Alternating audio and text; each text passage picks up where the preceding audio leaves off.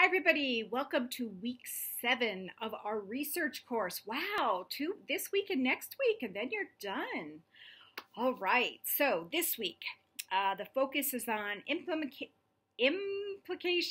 recommendations, and limitations. Okay, so these are all part of the research study, and they're usually portions of an article when an article is being written about a research study, right?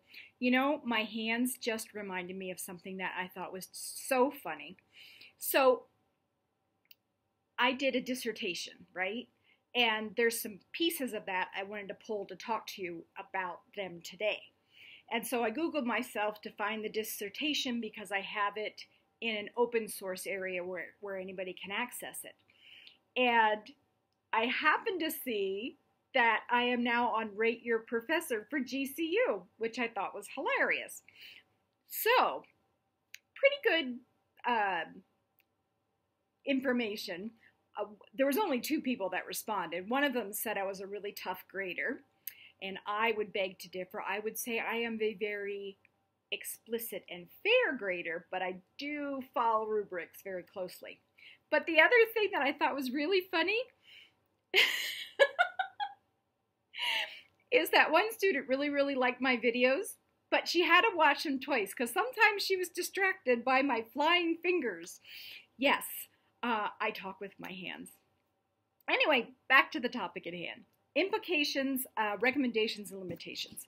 So the study that I did for my doctoral dissertation, Motivating Nursing Faculty to Use Active Learning Strategies, a qualitative multiple case study. Okay, so that's what the thing was.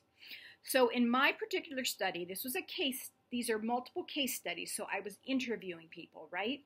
And it's qualitative, so I was asking them questions, looking at the narrative, identifying themes. Okay, so in my study, I had some limitations. First of all, there was definitely a possibility that my participants might not be honest. That's with any qualitative study, right? Pretty much. The second one is the impact of the interviewer. That maybe, since I was the interviewer, maybe my participants were trying to gauge their answers towards what they thought I wanted to hear. I tried to eliminate that limitation by really emphasizing multiple times throughout the interview that my goal was not to prove a particular point, but to really learn about their experiences, honestly. So I tried to combat that. And one possible thing, I was asking educators to talk about their current practice, but also to remember back.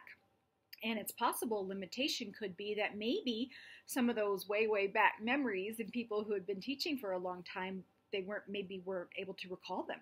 So those were some limitations.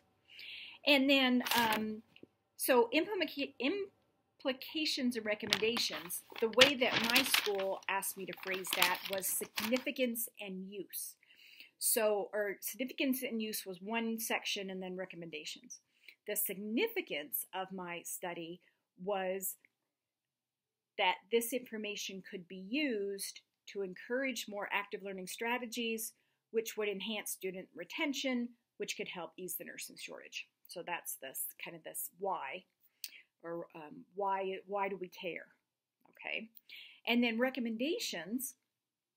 So I identified multiple factors of what encourages faculty to use active learning strategies, and one of them was prior exposure to some form of active learning strategy through multiple ways. But I said, okay, in your hiring process, maybe you should see if the new faculty have had prior exposure to active learning strategies, or at least what is their perception about active learning strategies, and then to be able to use this information in faculty development. So those were some things that were from my study for those areas that we're going to be talking about this week. Okay? All right, so you have turned in critique 2 for the assignment. You turned that in last night, and I will be looking at those, and I'm excited to look at those. Hopefully you incorporate the feedback from your first critique papers, and so I'm excited to review these. Let's see, and then we've got the CLC assignment, which is the protocol and the implementation plan. And it's only 750 to 1,000 words, and there's a lot of information you need to pack in there. So every word is going to really be important. So this is where that clear and concise writing is really going to be beneficial to you, right? So clinical guideline is part of it. Exactly what do you want the nurse to do, or whoever is implementing this clinical guideline, because it's an evidence-based practice, right? So exactly what do you want them to do? Then the implementation plan, how are you going to get from your recommendation to actual implementation? What is your plan? This might be how are you going to maybe use a change theory? How are you going to do this? How are you going to convince people to implement this EBP? Is there an education component? Are there champions? What are you going to do to get from being a recommendation to actually getting this EBP implemented? And so those are some pretty big, chunks of material. So every word counts. And I really like the topics that you chose for your EBP projects.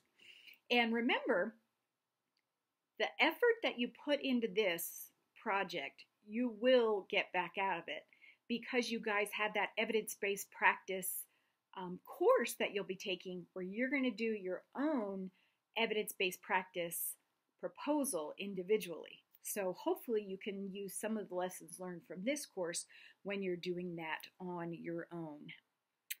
Okay, let's see, anything else? I think that's about it.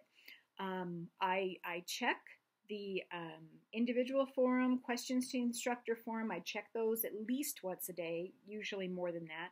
So if you have questions, please let me know. The other piece is, each time you log into the course, make sure you're logging into your individual forum and questions to the instructor forum.